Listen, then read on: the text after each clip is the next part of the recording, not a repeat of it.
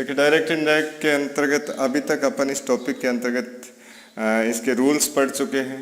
Rules के साथ साथ इसमें अपन ने पहले अफर्मेटिव सेंटेंसेस को डायरेक्ट से इनडायरेक्ट में चेंज करके देखा।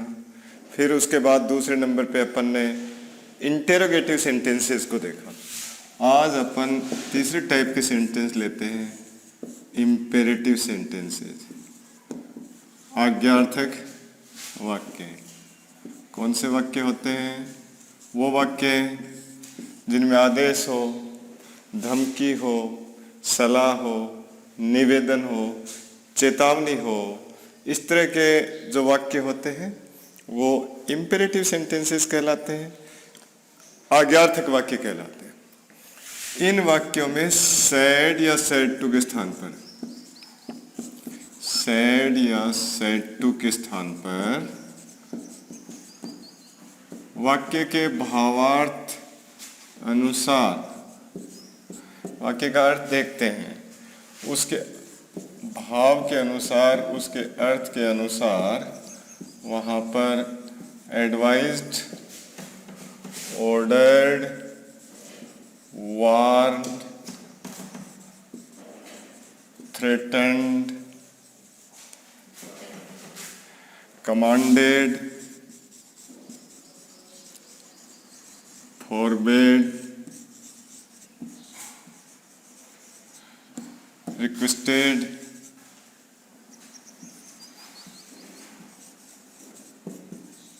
और asked भी आ जाता है। फिर आपको बता रहा हूं इसके अंतर्गत जो आज्ञार्थक वाक्य हैं उसमें जो दो पार्ट होते हैं डायरेक्ट स्पीच के, एक रिपोर्टिंग वर्ब, एक रिपोर्टेड स्पीच। रिपोर्टेड स्पीच का जो वाक्य है उसका भाव देखना पड़ेगा, उसके अनुरूप इन शब्दों का प्रयोग करते हैं। एडवाइज्ड सलाह देना, ऑर्डर्ड आदेश देना, वार्न चेतावनी, थ्रेटन्ड धमकी देना, कमांडेड हुक्म या आदेश जो कि आर्मी वगैरह में ज़्यादा चलता है, फॉरबेड मना करना, रिक्वेस्टेड निवेदन, और आस्क कहना या पूछना। अब तुम ये पीछे देख के गए हो कि आस्क्ड उन वाक्यों में भी आता है, कौन से में? जो इंटेरोगेटिव सेंटेंस है। लेकिन इन वाक्यों में आस्क कब आता है कि अपन परिवार के अंदर कोई आपस में एक दूसरे से किसी काम के लिए कहते हैं, या कोई मित्र दोस्त हैं उनको आपस में किसी काम के लिए कहते हैं, वहाँ पर आस्क्ड आता है। इसके बाद रिपोर्टिंग वर्ब और वह रिपोर्टेड स्पीच के वाक्यों को टू से जोड़ते हैं। टू इन्फिनेटिव होता है और टू के बाद आपको ध्यानीय वर्ब की फर्स्ट फॉर्म आती है, तो इनका कनेक्टिव वर्ड क्या हो गया? टू हो गया। और टू के बाद में जो वर्ब आती है वो हमेशा फर्स्ट फॉर्म ही आती है। हाँ, इतना जरूर है जब उसमें और कोई सेंटेंस जोड़ा हुआ हो वहां पर जरूर टेंस से बदल जाता है। अब अपन इसके वाक्य देखते हैं। पहला वाक्य है, he said to me get up early in the morning. Get up early in the morning. कोई तुमसे कहता है सुबह जल्दी उठा करो, तो इसमें साफ पता चल रहा है अपन को क्या है, इसमें सलाह है। इसलिए इसका जब आंसर देंगे, ही एडवाइज्ड मी, बताया था ना आपको सेड या सेड टू के स्थान पे इस वाक्य के जो रिपोर्टेड स्पीच वाला वाक्य उसके भावार्थ के अनुसार, यानी इसका अर्थ देखना पड़ता है कि इसमें क्या सेंस है। तो ही एडवाइज्ड मी वाक्य को जोड़ देंगे टू से, to get up early in the morning. दूसरा वाक्य अपन देखते हैं, द कैप्टन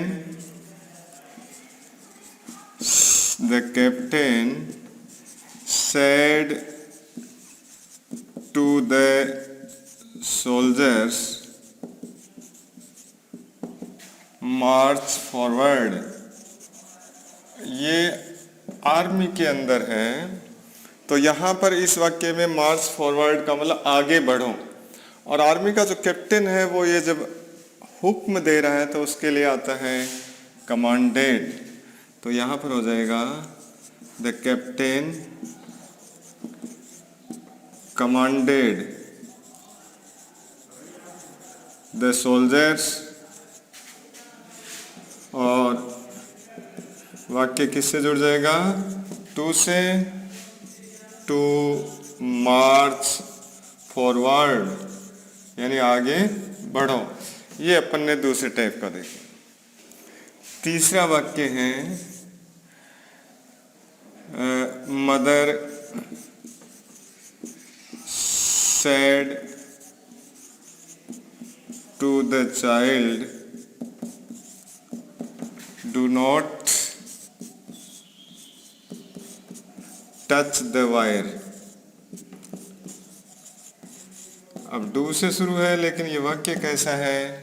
ये वाक्य इंपेरेटिव है। यहां पर देखना, माँ अपने बच्चे से कह रही है कि तार को मत छूना। तो यहां पर एक तरह से चेतावनी भी दे रही है। इस वाक्य को दो तरीके से कर सकते हैं। अगर चेतावनी का यूज किया हुआ मिल जाए तब तो हो जाएगा मदर वार्न्ड। वार्न का मतलब चेतावनी देना। Warn the child not to touch the wire, not to touch the wire. एक तो ये हो गया इसका। दूसरा इसका है मना कर रही है, जो जिसका अर्थ है फॉरवर्ड। तो इसका दूसरा ये बन सकता है mother forbade, mother forbade the child to touch the wire, to touch the wire. अब इस चीज को आपको दिमाग में ध्यान रखना पड़ेगा। यदि आपके सामने जो इंपेरेटिव सेंटेंस है वो नेगेटिव रूप में है और उसको आप इनडायरेक्ट स्पीच में बदल रहे हो और सेड टू के स्थान पर फॉरवर्ड यूज कर रहे हो, तब आपको अगले वाक्य में से नोट को या नेवर को हटाना पड़ेगा। जैसे ये वाक्य देखा है, तो इसके दोनों तरीके से कर सकते हैं। अगर वारंट को लेते हो तब तो नोट को पहले निकाल लेंगे, नोट टू टच। और अगर फॉरवर्ड को यूज करते हो तो फॉरवर्ड का अपने आप में नेगेटिव अर्थ होता है, जिसका अर्थ होता है मना करना। तो mother forward the child to touch the wire. ये फॉरवर्ड का यूज करते समय किस बात का ध्यान रखते हैं वो चीज बताइए। अगला वाक्य आपके सामने डालते हैं। The poor boy said to me, please give me something to eat. Please give me something to eat. यहाँ पर प्लीज और काइंडली वाले वाक्य, और आपको एक्टिव पैसिव में भी प्लीज और काइंडली वाले वाक्यों के लिए कौन सा शब्द बताया था यूज करना? रिक्वेस्टेड। इधर भी सैड या सैड टू के स्थान पर क्या आ जाएगा? Requested. The poor boy requested me, the poor boy requested मी, वाक्य जोड़ दिया टू से। और उधर पैसिव वॉइस में भी यही था, इधर भी यही है कि जब रिक्वेस्टेड का यूज कर दिया और प्लीज और काइंडली को हटाते हैं तो टू गिव मी आपका ऑब्जेक्ट है जो हमेशा सब्जेक्ट के अनुसार बनता है। फर्स्ट पर्सन संबंधी कोई भी चीज है, मी चला जाएगा पुअर बॉय के अनुसार him something to eat, him something to eat. ये हो गया आपका प्लीज और काइंडली वाला वाक्य। एक अगला वाक्य देखते हैं जिसमें father said to his daughter, father said to his daughter bring me a glass of water.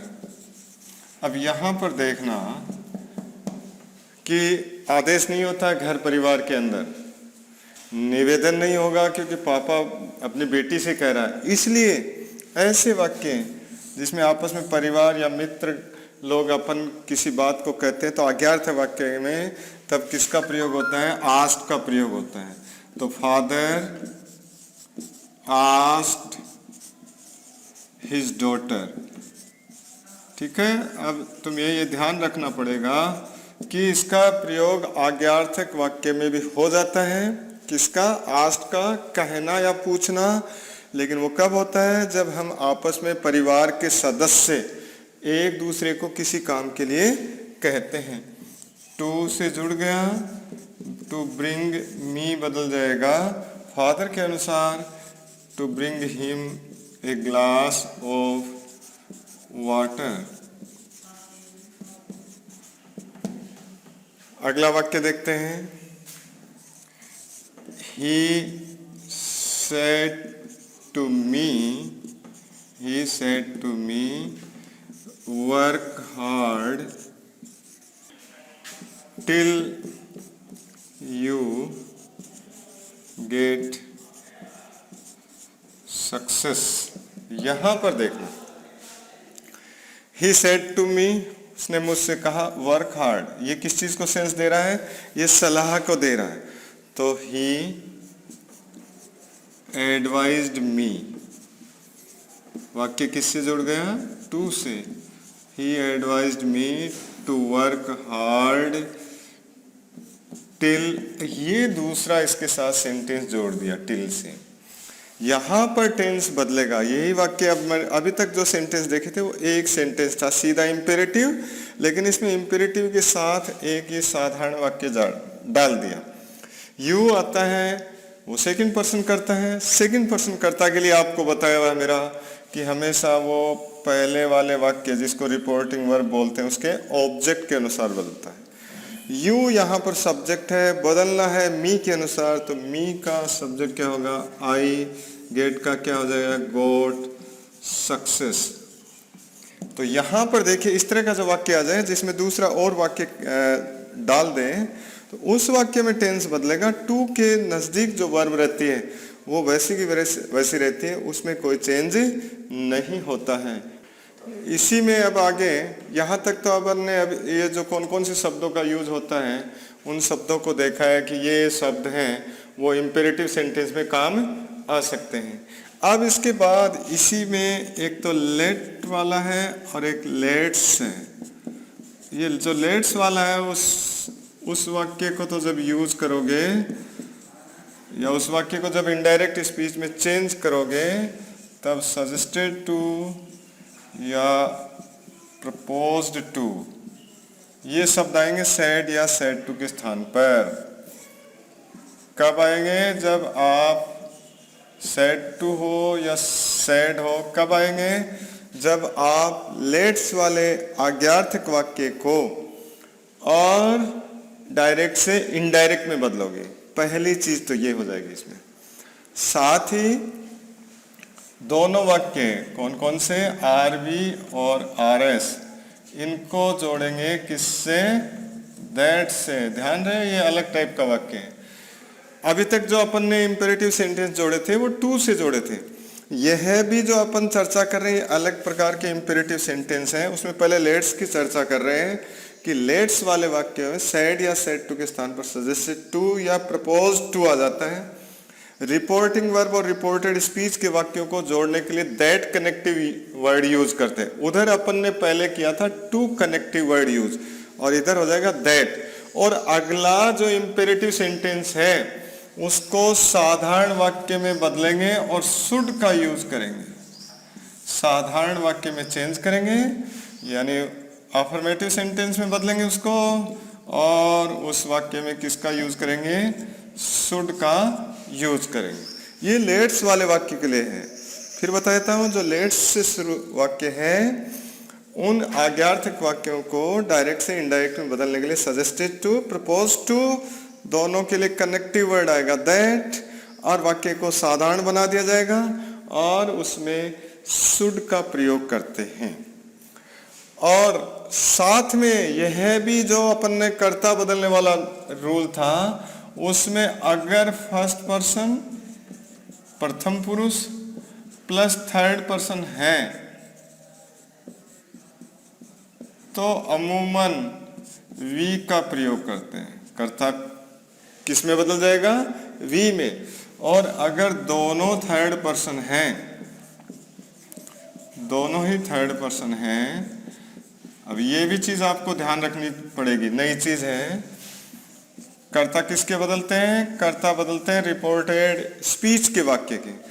अभी तक जो कर्ता थे वो क्लियर थे आपके, first person according to the subject of reporting verb, second person according to the object of reporting verb, and there will be no change in third person. लेकिन अब इसमें इन वाक्यों के लिए बता रहा हूं जो लेट्स से शुरू होते हैं, उन वाक्यों में अगर रिपोर्टिंग वर्ब में एक भी फर्स्ट पर्सन है दोनों में से, तब अपन वी सब्जेक्ट यूज करेंगे किसमें? जो रिपोर्टेड स्पीच का वाक्य उसमें। और अगर दोनों थर्ड पर्सन हैं तब दे दिया हुआ है तब तो कोई दिक्कत नहीं अपने आप ही। लेकिन अगर दोनों थर्ड पर्सन हैं तो थर्ड पर्सन का प्लूरल सब्जेक्ट काम में लेंगे जो कि दे होता है। ये तो बात बताई अपन ने लेट्स से शुरू होने वाले। और लेट वाले वाक्य हैं, उनमें उस वाक्य का भावार्थ देखते हैं। उस वाक्य के भावार्थ के अनुसार सेड या सेड टू के स्थान पर वो शब्द यूज कर देते हैं और वाक्य टू से जुड़ेंगे। ये लेट वाले वाक्य हैं, ये टू से जुड़ते जाते हैं और लेट को एज ए वर्ब यूज कर लेते हैं। देखिए इसके लिए आपके सामने वाक्य डालते हैं।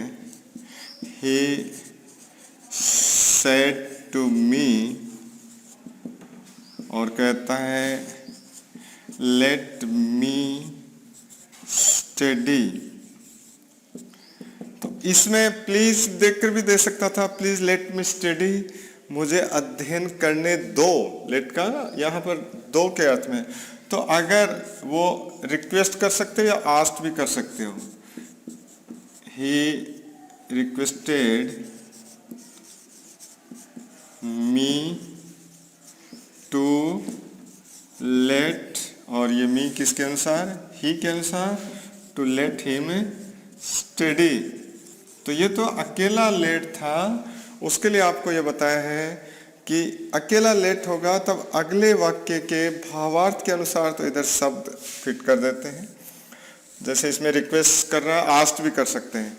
और इनमें जो कनेक्टिव वर्ड होगा वो टू ही रह जाता है। लेकिन जो लेट्स वाले वाक्य हैं उनका पूरा ही जो रूल है वो अलग है। उन वाक्यों में सेड या सेड टू के स्थान पर सजेस्टेड टू या प्रपोज्ड। सजेस्ट का मतलब सुझाव देना, प्रपोज का मतलब कोई प्रस्ताव रखना होता है। दोनों वाक्य दैट से जोड़ते हैं, वाक्य को साधारण बनाते हैं और शुड का यूज करते हैं। अब देखिए वो वाक्य देखते हैं।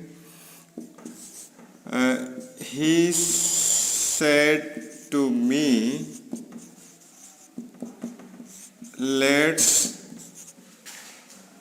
गो ऑन ए टूर, कि हमें एक टूर पे चलना चाहिए। तो यहां पर प्रपोज टू भी ज्यादा बेहतर रहेगा। ही प्रपोज्ड टू मी। यहां तक आ गए। इन वाक्यों को जोड़ने के लिए क्या बताया था? दैट। वाक्य को कैसा बनाएंगे? साधारण। अब कर्ता बदलने वाली बात आ गई। तो यहां पर लेट्स का मतलब अस है इसके साथ। लेकिन अभी मैंने बताया था कि लेट्स वाले वाक्यों में रिपोर्टिंग वर्ब के सब्जेक्ट और ऑब्जेक्ट दोनों को ध्यान में लेके चलना पड़ेगा। उनके आधार पे और आरएस के वाक्य में कर्ता चेंज होगा कि सब्जेक्ट कौन है और ऑब्जेक्ट कौन है। और उसमें अभी मैंने आपको बताया था कि दोनों में से एक भी फर्स्ट पर्सन होने पर वी का यूज करते हैं, दोनों थर्ड पर्सन होंगे तो दे का यूज करेंगे। यहाँ पर मी फर्स्ट पर्सन है इसलिए आ गया वी। और शुड का यूज बताया था, we should go on a tour. एक तो ये वाक्य हो गया।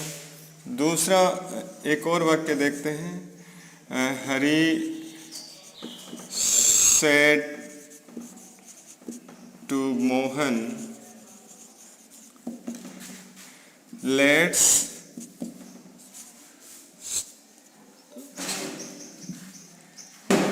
Work hard for the exam. Let's work hard for the exam. इस वाक्य में सजेस्टेड सुझाव ज्यादा बेहतर है, इसलिए इसमें हो जाएगा Hari suggested to me, suggested to Mohan है तो इसमें मोहन आ जाएगा। दैट, यहां तक आ गए। दोनों वाक्य के लिए कनेक्टिव वर्ड दैट बताया था। ऊपर वाले वाक्य में अपन ने सब्जेक्ट लिया था वी, क्योंकि रिपोर्टिंग वर्ब में एक सब्जेक्ट या ऑब्जेक्ट में से फर्स्ट पर्सन था। यहां पर हरी है, मोहन है, यानी रिपोर्टिंग वर्ब के दोनों कर्ता थर्ड पर्सन के, इसलिए कौन सा कर्ता लेंगे? They should work hard for the exam. इस तरीके से आपके सामने जो इंपेरेटिव सेंटेंस है उसके अलग अलग टाइप के वाक्य रखे हैं, और लेट और लेट्स वाले वाक्य फिर आपके सामने रखे हैं। लेट वाले वाक्य के लिए तो आपके इजी तरीका है, लेकिन लेट्स वाले में आपको बहुत ध्यान रखना पड़ेगा। उसमें शब्द भी अलग आ रहे हैं, उसमें कनेक्टिव वर्ड भी अलग दैट हो रहा है, उसमें अगले वाक्य को भी अफर्मेटिव बनाते हैं, जबकि बाकी के वाक्य इंपेरेटिव ही रह जाते हैं। इस तरीके से आपका इंपेरेटिव सेंटेंसेस कैसे बदलते हैं डायरेक्ट से इनडायरेक्ट में, इसका पूरा टॉपिक आपके सामने क्लियर कर दिया, रूल्स सहित बताएं। इसमें फिर भी आपको कहीं कोई दिक्कत महसूस हो तो आप पूछ सकते हो।